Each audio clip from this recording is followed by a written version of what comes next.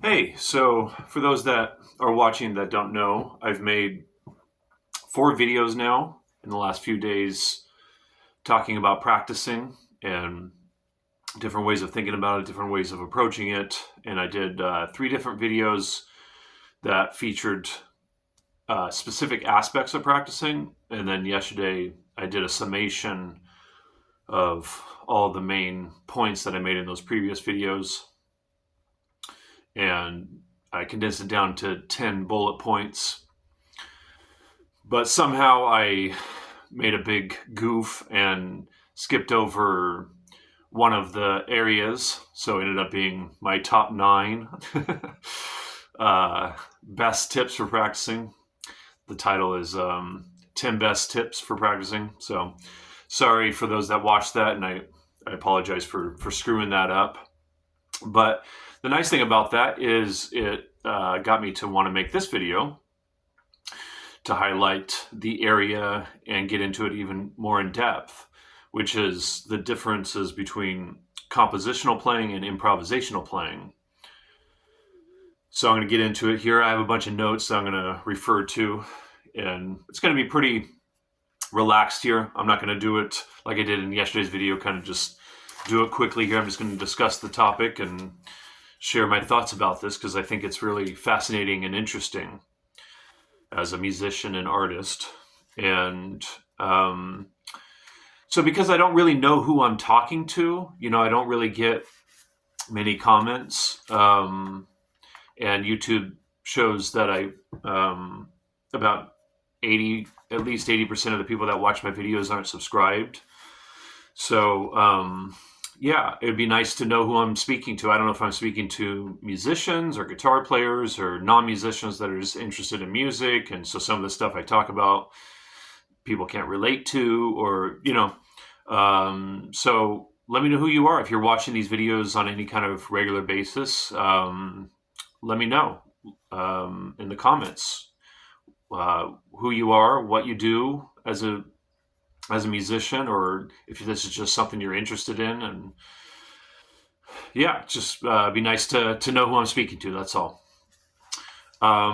So the main 2 differences between compositional playing and improvisational playing is improvisational playing is being creative in the moment. And compositional playing is recreative. You're recreating what has already been done in the past, something that you already figured out in the past and you're bringing forth to the present moment. And so these 2 different ways of expressing ourselves in the music require different ways of practicing. And so, it really gets into all sorts of interesting areas as far as how to do that. And for those that might be interested, I've made many videos on my YouTube channel here under the guitar lesson section about how to practice improvising. In more recent times, one of them is called How to Create New Harmonies. Another one is titled The World's Greatest Master of Scales. And an older one that goes back a few years is called Formula Practicing. So you can check those out. There's a bunch of other videos in my guitar lesson section about improvising, how to practice it, that you can check out. And I'm going to get into more ways about how to practice improvising and composition in future videos. But here I just wanted to really make a clear distinction between the 2. And so what I started with there is the main differences, but then we can get into the details. And this is where I think it gets really interesting. So another big difference is they have different energies and they have different powers, and they have, like pretty much everything in life, it seems, different strengths and weaknesses. And as we know, most people listen to and prefer and play compositional music because once you figure it out, and you think it sounds good, then if you go to record it or if you go to perform it, you're guaranteed to play something that sounds good. But the thing is, that can get stale over time and kind of boring and uninspiring. And the thing about improvising is it provides an opportunity to play something that's better than what you know. So that's huge. The potential for that is pretty huge for us musicians and artists. So that's an important point to have clear in our heads. So one of the things about improvising is, yeah, it can be difficult to make it sound good consistently. And it's one of the reasons why I've spent, I don't even know how many thousands of hours practicing becoming a better improviser. But that's kind of the idea, is to get to where you have a high enough level of craft that you can rely on your ability to just spontaneously make listenable, good music. And kind of what happens over time is, as you get better at it, kind of your batting average goes up. So let's say 10 years prior, you had some good moments in the improvising, but the other moments were kind of shitty. The goal would be 10 years later that your shitty moments are about as good as your highlighted moments in the past, 10 years prior.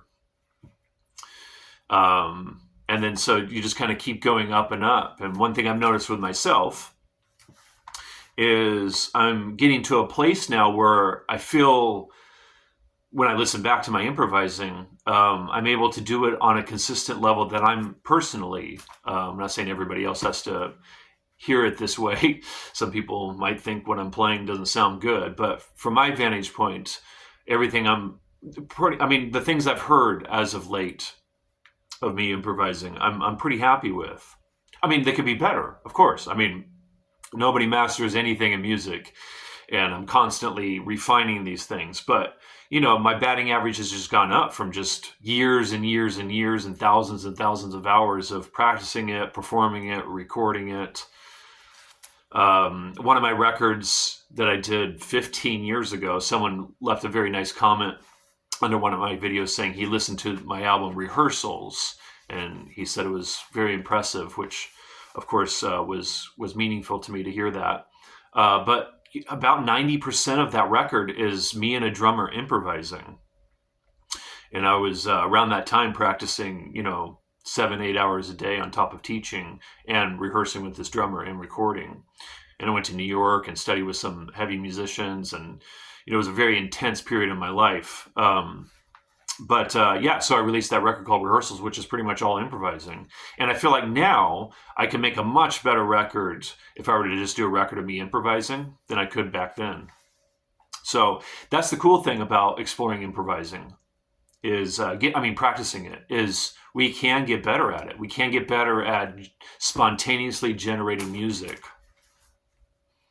One of the aspects of improvising that's cool is it's embracing the transient nature of life. And it also is generating the music from the energy in the moment, which is part of its power, to go off the energy of the moment, to let the moment dictate what you play, is a very powerful source of energy that gives the music energy and power.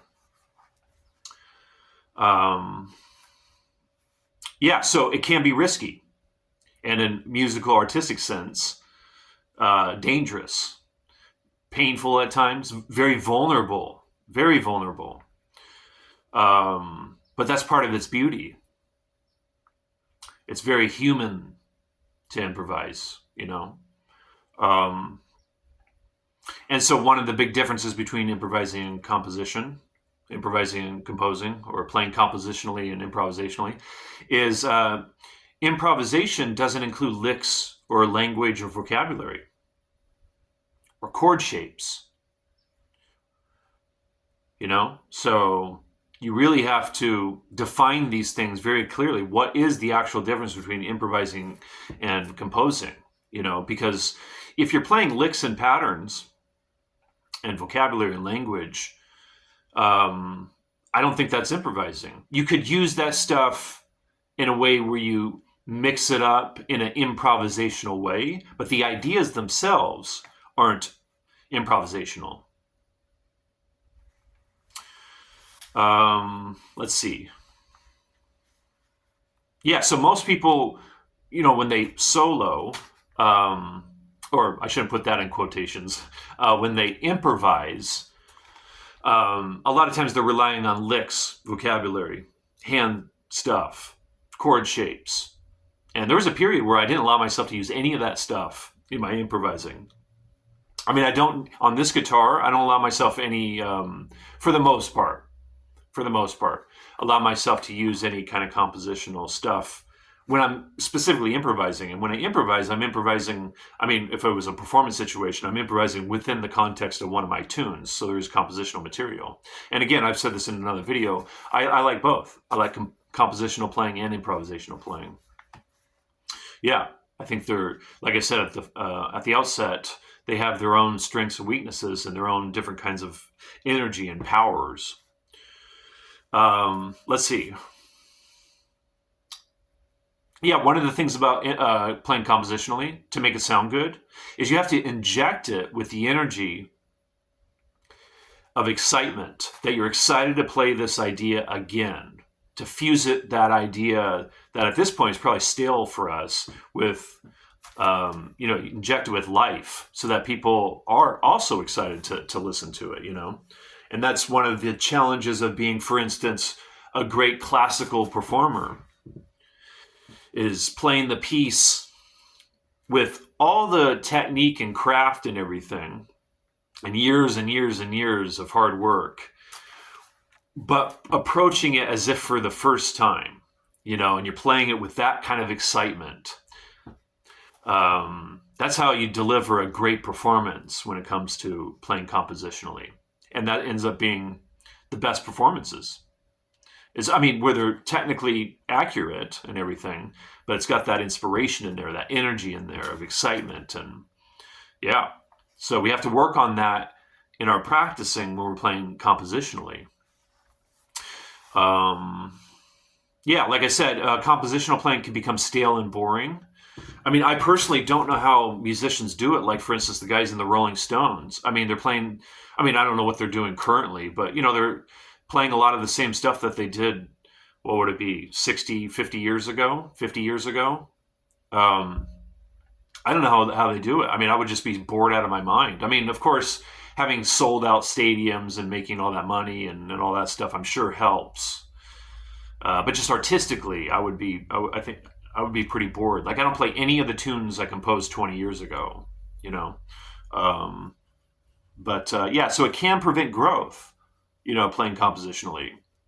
If you're playing the same tunes that you played 25 years ago, that to me isn't really a sign of growth, right? People do that, and that's fine. But just in terms of growth as a musician, growth as an artist, if you're interested in that, then it can prevent growth. Yeah, and the thing is people like familiarity.